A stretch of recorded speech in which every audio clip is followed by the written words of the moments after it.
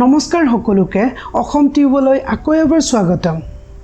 আজিৰ ভিডিঅ'টোত আমি অসমৰ এজন অসাধাৰণ সুফি সাধু আজান ফকীৰৰ বিষয়ে কিছু কথা জানিম।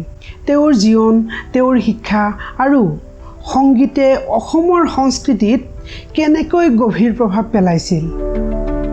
যদি আপুনি আজান ফকীৰক ভাল পায় তেন্তে এটা লাইক কৰক, কমেণ্টত তেওঁৰ বিষয়ে কিবা এটা লিখক আৰু ভিডিঅ'টো সম্পূৰ্ণ চাওক। বলক আৰম্ভ কৰোঁ।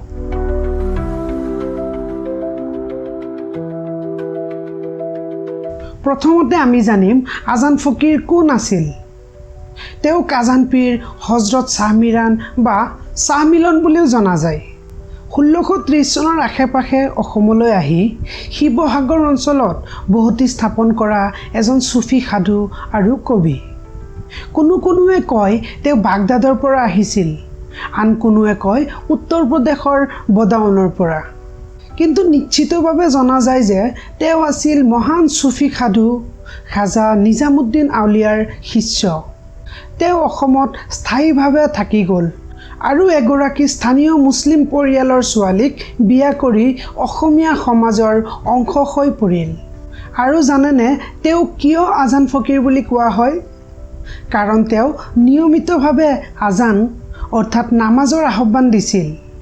অসমত তেতিয়া এই প্ৰথা নতুন আছিল আৰু তেওঁৰ মধুৰ আজানে সকলোৰে মন জিনিছিল। কিন্তু তেওঁৰ জীৱন সহজ নাছিল। এজন ইচ্ছাপৰায়ণ বিষয়াই তেওঁক মোগলৰ গুপ্তচৰ বুলি মিছা অভিযোগ লগাইছিল। ফলত আহোম ৰজাই তেওঁৰ চকু উঠাই ল'বলৈ আদেশ দিছিল। কিন্তু কিংবদন্তি অনুসৰি আজান ফকীৰে অলৌকিকভাৱে তেওঁৰ চকু দুটা মাটিৰ পাত্ৰত ভৰাই দিখৌ নদীত পেলাই দিছিল। পিছত ৰজাই নিজৰ ভুল বুজি তেওঁক শিৱসাগৰৰ ওচৰৰ সৰাগুৰি চাপৰিত মাটি দান কৰে আৰু এটা মঠ স্থাপন কৰে। সেই ঠাইতে আজি আজান পীৰ দৰগাহ আছে, য'ত সকলো ধৰ্মৰ লোক একত্ৰিত হয়।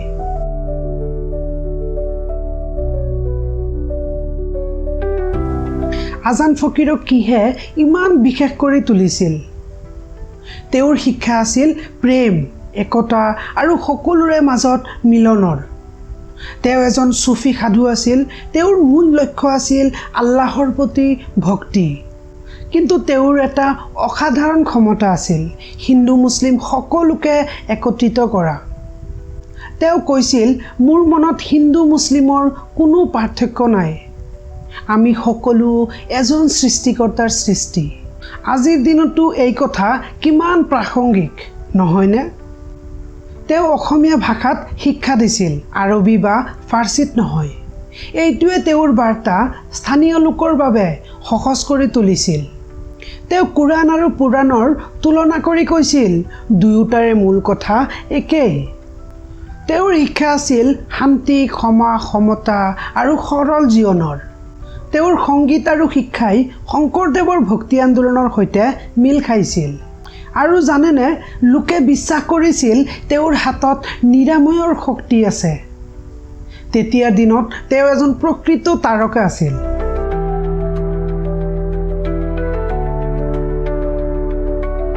এতিয়া আহক তেওঁৰ আচল উত্তৰাধিকাৰৰ কথা কওঁ, তেওঁৰ সংগীতৰ কথা। আজান ফকীৰে প্ৰায় 160টা ভক্তিমূলক গীত ৰচনা কৰিছিল, যাক জিকিৰ আৰু জাৰি বুলি কোৱা হয়। এই গীতবোৰ আল্লাহৰ প্ৰশংসা আৰু নৈতিকতাৰ শিক্ষাৰে ভৰা কবিতাৰ দৰে। বৰ্তমান মাত্ৰ 90টা জিকিৰ পোৱা যায়, কিন্তু এইবোৰ অসমীয়া সংস্কৃতিৰ অমূল্য সম্পদ। তেওঁৰ জিকিৰবোৰ অসমীয়া ভাষাত আছিল, যাৰ বাবে স্থানীয় লোকৰ হৃদয়ৰ ওচৰত আছিল। এই গীতবোৰ শংকৰদেৱৰ বৰগীতৰ সৈতে বহুত মিল আছিল। কিছুমানে ভাবিছিল এই গীতবোৰ শংকৰদেৱৰেই। এইটোৱে দেখুৱায় যে তেওঁৰ সংগীত কিমান সাৰ্বজনীন আছিল। তেওঁ ফিৰনি খোৱাৰ প্ৰথাও আৰম্ভ কৰিছিল। জিকিৰৰ পিছত সকলোৱে একেলগে খাদ্য ভাগ কৰিছিল, কীৰ্তনৰ পিছত প্ৰসাদ ভাগ কৰাৰ দৰে। এইটোৱে সম্প্ৰদায়ৰ মাজত প্ৰেম আৰু ঐক্য বঢ়াইছিল।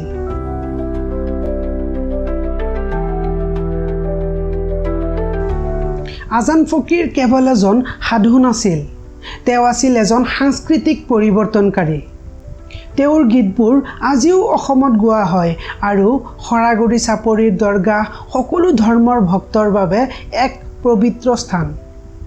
প্ৰতি বছৰে তাত উৰুজ উৎসৱ হয়, এটা ডাঙৰ আধ্যাত্মিক উৎসৱ। আজিৰ এই সময়ত য'ত আমি প্ৰায়ে বিভেদ দেখোঁ, তেওঁৰ একতাৰ বাৰ্তা হিন্দু মুছলমান সকলো একেলগে বহুত গুৰুত্বপূৰ্ণ। তেওঁ দেখুৱাইছিল যে নিজৰ ধৰ্মৰ প্ৰতি অটুট থাকিও আনকো আঁকোৱালি ল'ব পাৰি। এইটো আমি সকলোৱে শিকিব পাৰোঁ, নহয়নে? এই আছিল আজান ফকীৰৰ কাহিনী, অসমৰ চুফী সাধু, যিয়ে গান গাইছিল, শিক্ষা দিছিল আৰু প্ৰেম আৰু একতাৰ বাবে জীয়াইছিল। তেওঁৰ কাহিনীৰ কোনটো অংশ আপোনাৰ সৰ্বাধিক স্পৰ্শ কৰিলে কমেণ্টত জনাওক। যদি এই ভিডিঅ'টো ভাল লাগিছে তেন্তে লাইক কৰক, বন্ধু বান্ধৱীৰ সৈতে শ্বেয়াৰ কৰক আৰু ছাবস্ক্ৰাইব কৰক। পৰৱৰ্তী ভিডিঅ'ত দেখা হ'ব। আজান ফকীৰৰ দৰে প্ৰেম আৰু একতা বিয়পাই থাকক। ধন্যবাদ।